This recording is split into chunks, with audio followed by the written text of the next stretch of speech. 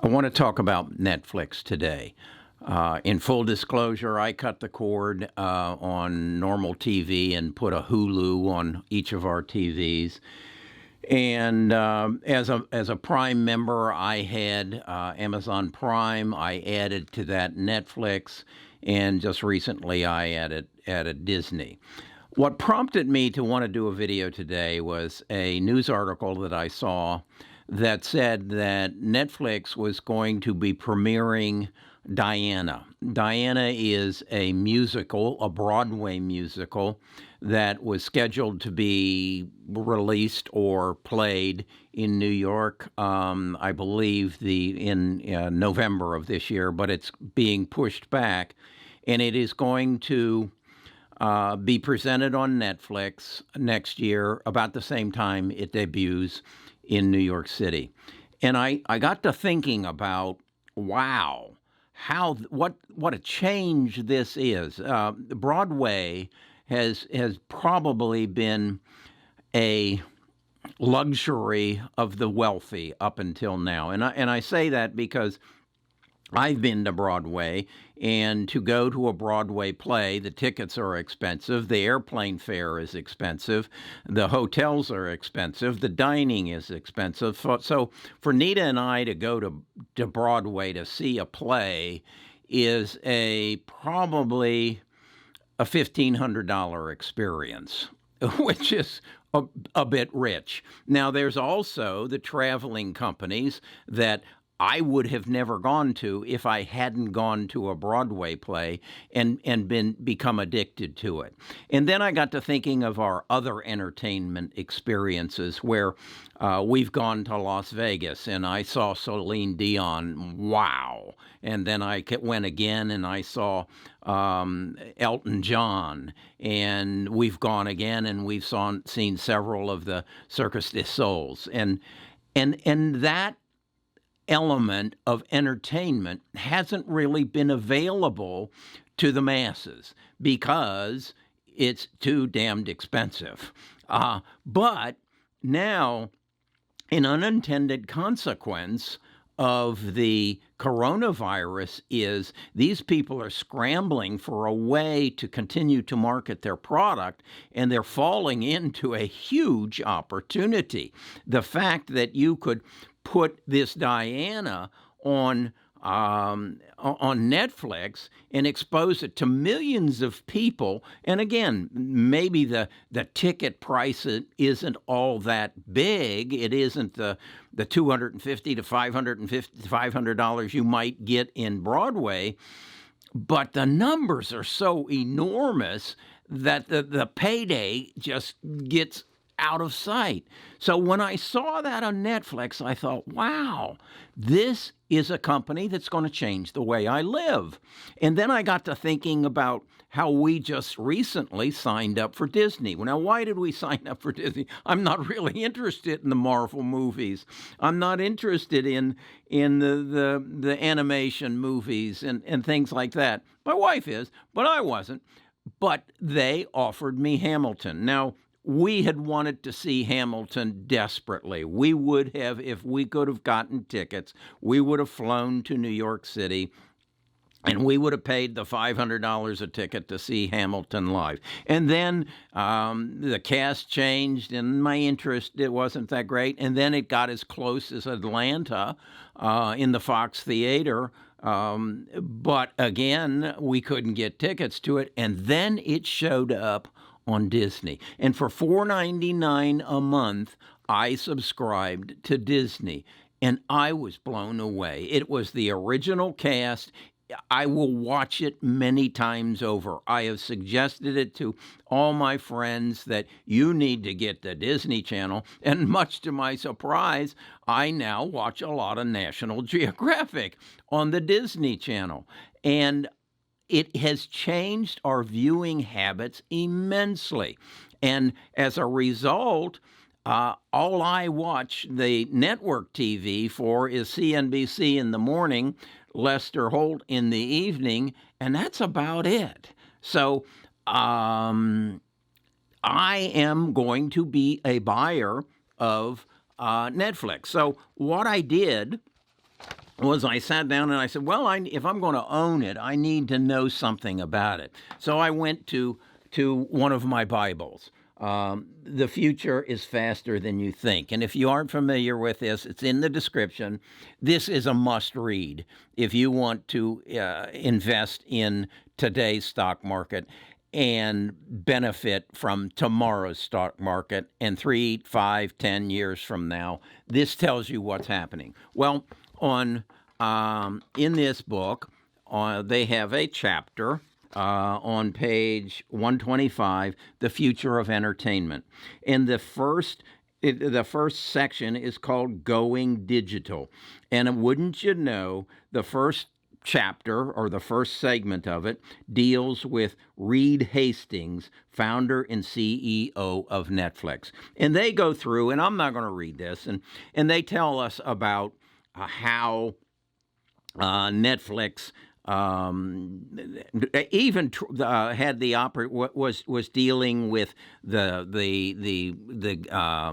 video stores, and how they created a video thing where they would mail you the video, so you didn't have to go to Blockbuster. And they even go into the scenario where Blockbuster had the opportunity to buy Netflix and passed up on it. As of this writing, it is indicating that there were 137 million people subscribed to Netflix. I looked it up this morning, and that has gone up to 182 million.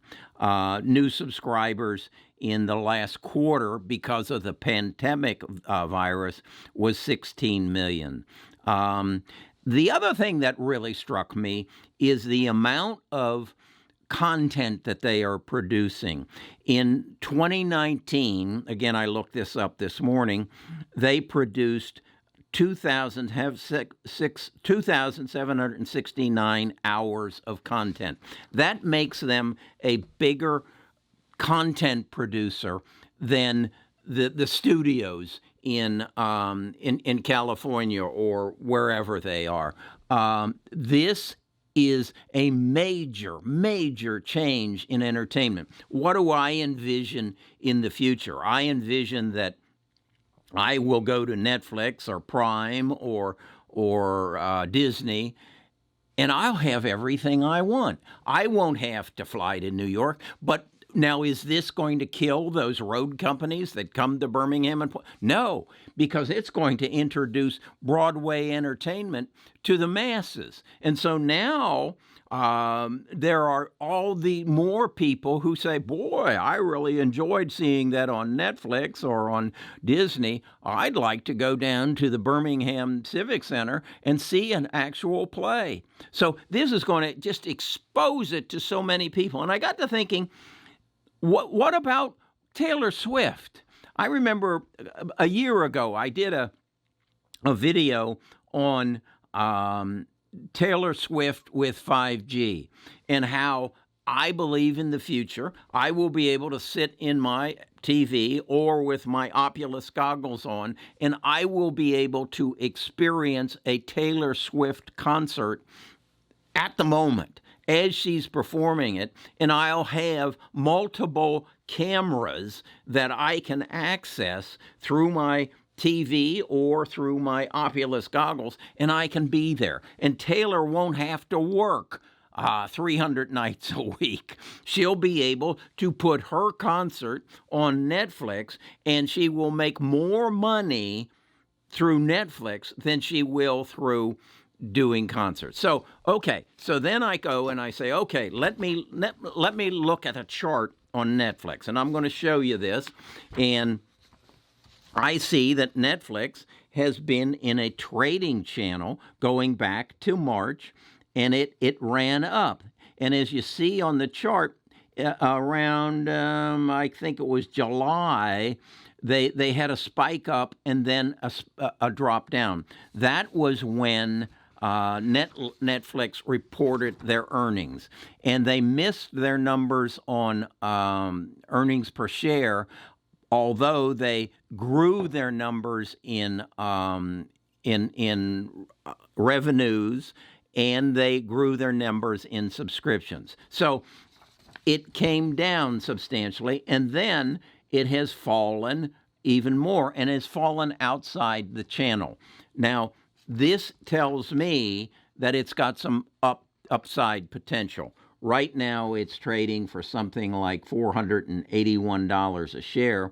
I believe within the next, I would say month, it will find its way back up to somewhere around $560 a share. That's a good bump. That's worthwhile.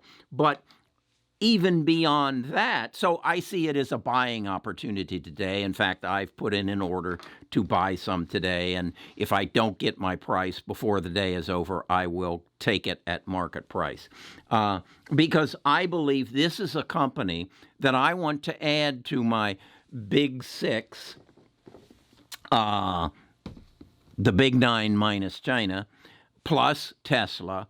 I want Netflix in that, and so now we have 6 plus Tesla, and 7 plus 1 is 8, including Netflix. Because I believe this company not only will, but already has changed the way I live. I believe that I will have, through Netflix, through Disney, through my TV, all the entertainment that I want, and that network TV will be only a source of today's news and today's finances and how much I want to absorb of those things. But my entertainment is going to come from channels like Netflix. I see a progressive company that evolved through the CDs and evolved into streaming and will move even into whatever the next is, and I think that will be driven by 5G, and it will be putting first-class entertainment, whether it be content production or Taylor Swift or whomever your favorite band or music artist is, on my TV, on my Oculus goggles, and making my life better. So this is a buy. This is something I want to be a part of. And the other thing I really want to emphasize, we're getting a lot of traffic. We're getting a lot of new subscribers. So for those of you who have been a while, I just implore you, read this book and read this book. And then if you want a history lesson on how we got here as a civilization, and where we're going as a civilization, you need to read this book. All of them are in my description, as well as my book, because once you read these 3, you're going to know how to invest.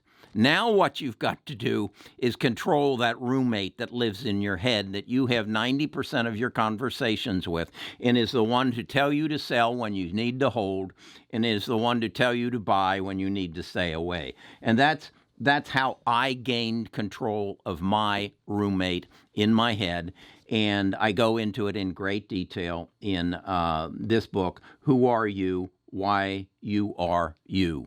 Once you do that, once you know who you are and you identify why you are the way you are, you take control of this negative person that you have 90% of the conversations in your head with, and you move positively forward because you have a plan and you know how that plan's going to work together because you've read all these other books, and you become an investor and you take control of your life and you find other ways to make income, and you become the owner of some of the best corporations in the world, and more importantly, you become owner of yourself. Okay? Now, if you want to get in our tribe and play the game with us, go to this bestofusinvestors.com.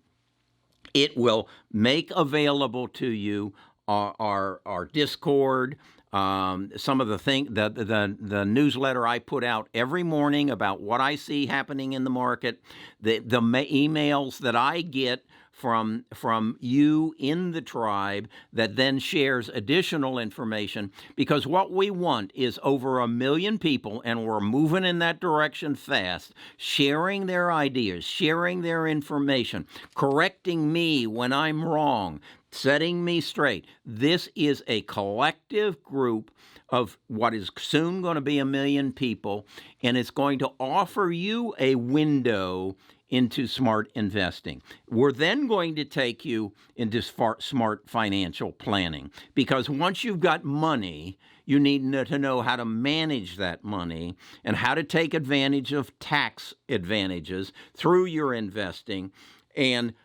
round your life out. So that's who we are. That's where we're going. I'm buying Netflix. I'm adding it to one of my 7 most important stocks. I'll also add to that, I also have holdings in Square and CRISPR. That pretty much makes up my portfolio at this point. My biggest holding is Facebook. My second biggest holding is Tesla. And I'm now building a holding in Netflix.